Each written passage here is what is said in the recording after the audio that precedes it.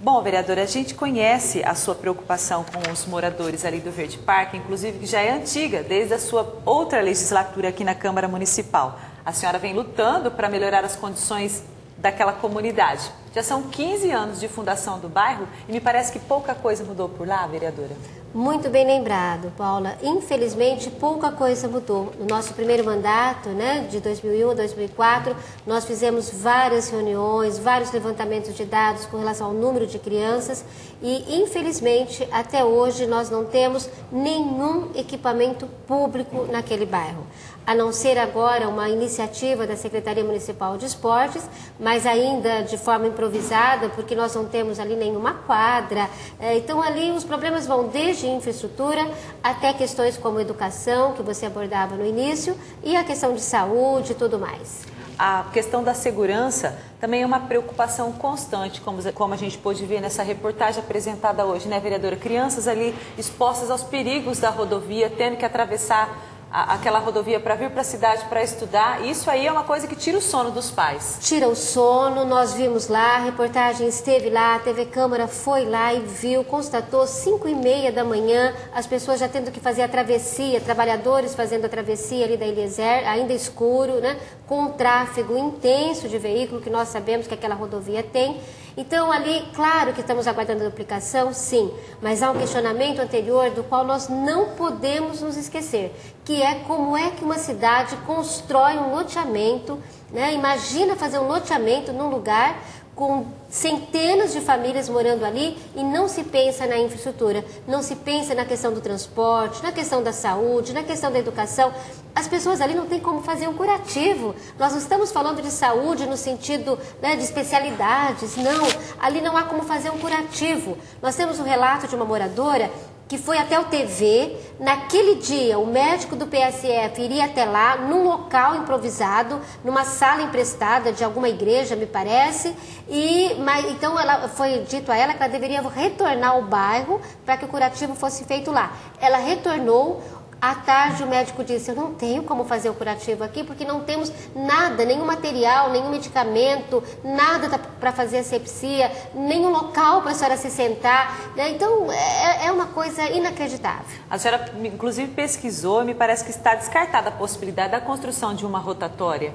Sim, nós estivemos no DR e o DR diz que porque como o bairro está a menos de 500 metros da rotatória da Rua Marcelo Dias, então o DR não aprova uma rotatória assim próxima a outra. Então, provavelmente, a rotatória ou alguma melhoria ali para a questão da travessia vai ser feita nas imediações já do São Rafael, nas imediações da 2 de dezembro. Então, é tudo assim visto porque o DR, e aí a gente não critica, mas o Carlos Valdivies, o diretor aqui, nos disse muito claro, a preocupação do DR é com a estrada, a preocupação com os moradores é da prefeitura, do executivo municipal, do legislativo municipal, é nossa. Então, infelizmente, o DR vai fazer a duplicação, mas pensando em quem trafega na rodovia. Então, essa preocupação é nossa. Nós temos que resolver a segurança, a acessibilidade aos direitos básicos daqueles moradores. Bom, agora, vereadora, mudando um pouquinho de assunto, ontem a senhora se reuniu com servidores e vereadores que fazem parte da comissão que está estudando melhorias para os agentes de serviços gerais, os ASGs. Como estão os trabalhos desta comissão? Olha, Paula, eu já falo disso, eu só queria fazer assim um link, uma ligação entre o nosso assunto anterior e esse, Nos dois nós estamos tratando de questão de exclusão.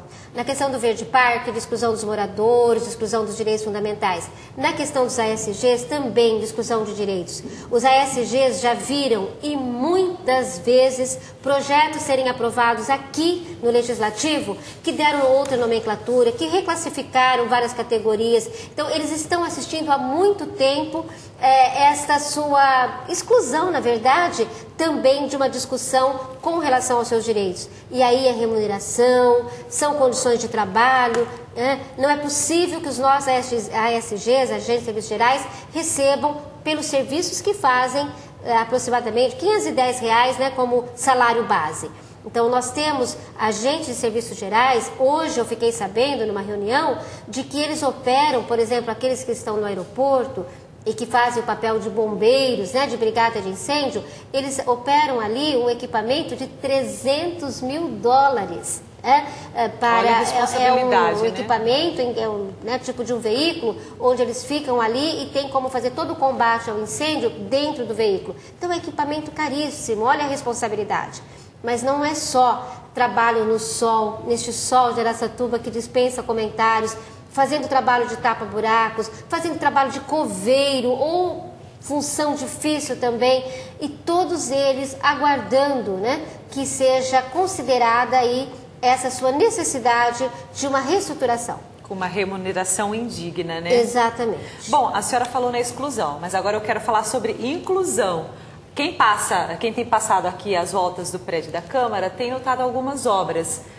A gente está fazendo algumas reformas para atender a lei de acessibilidade. Como é que estão essas obras? Felizmente caminham bem, né? Nós estamos aí colocando o nosso piso tátil, que é aquele piso com relevo nas imediações aqui da Câmara Municipal, para que as pessoas com deficiência visual possam saber onde tem porta, escada, enfim, possam adentrar aqui ao prédio com segurança. Também o elevador, também o balcão rebaixado para o atendimento às pessoas com deficiência que vão até a recepção aqui da Câmara.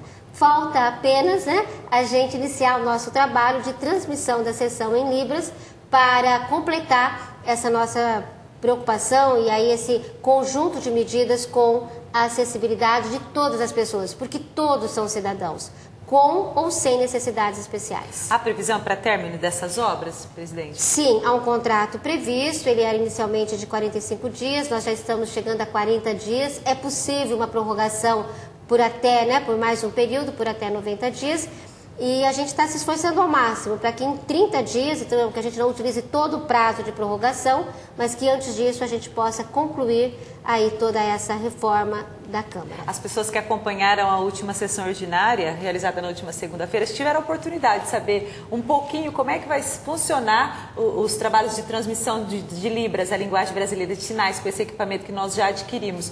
O que falta agora seria a qualificação e a contratação dos intérpretes? De profissionais, exatamente. Só falta mesmo, nós temos que fazer um processo seletivo, ou ao menos um concurso ou processo seletivo, e como estamos aí com o nosso orçamento em estudo, então nós estamos aguardando. Mas apenas isso falta. De qualquer forma, as pessoas com deficiência auditiva têm a possibilidade de acompanhar pelo GC, né, que a Câmara também iniciou o trabalho, pelo menos escrito, dos momentos principais da sessão. Mas essa é uma medida paliativa, nós precisamos realmente garantir, né, com a linguagem brasileira de sinais. Agora, presidente, finalizando o nosso bate-papo, a gente sabe que um dos principais papéis do vereador é fiscalizar as atividades do Executivo. Essa não é uma tarefa muito fácil. Eu acho que vocês, parlamentares, devem encontrar muitas barreiras para poder exercer a sua função como vereador.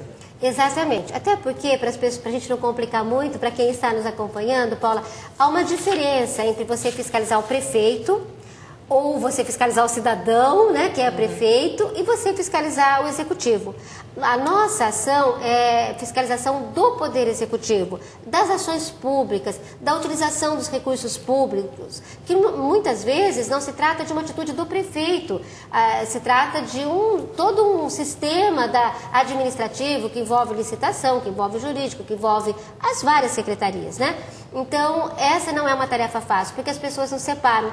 Quando você critica, por exemplo, um contrato que a prefeitura fez ou pretende fazer, por exemplo, essa questão dos hotéis, né, que ocupou boa parte da nossa sessão, um requerimento nosso, com relação a vagas em hotéis, nós não estamos criticando o senhor prefeito, muito menos o cidadão sendo sério, não é isso. Nós estamos querendo saber a necessidade para a utilização daquele recurso público. E para isso há toda uma ação administrativa, e é essa ação que nós estamos questionando. E não, isso não é fácil. As pessoas confundem, as pessoas levam para o campo político-partidário ou para o campo até pessoal, e é lamentável, né? Porque, na verdade, eu fico muito feliz. Por exemplo, quando um cidadão me questionou sobre a ausência do piso tátil aqui na Câmara, eu agradeci. E ele estava certo, né? Nós precisaríamos cumprir a lei. Então, essa fiscalização é necessária do cidadão para conosco, com todas as pessoas eleitas, né? E nossa, do Legislativo, com o Executivo e o Tribunal de Contas com o Legislativo. Então, há todo um conjunto de fiscalização que é necessário para que a democracia aconteça e o dinheiro público seja bem gasto. E mesmo que esse tipo de atividade não agrade a algumas pessoas, esse é um tipo de ação que não vai inibir o seu trabalho. Né, de forma alguma. Isso não, porque não há como, é um compromisso que nós temos, né? Um compromisso, inclusive, que a Constituição é mais do que um poder, é um dever.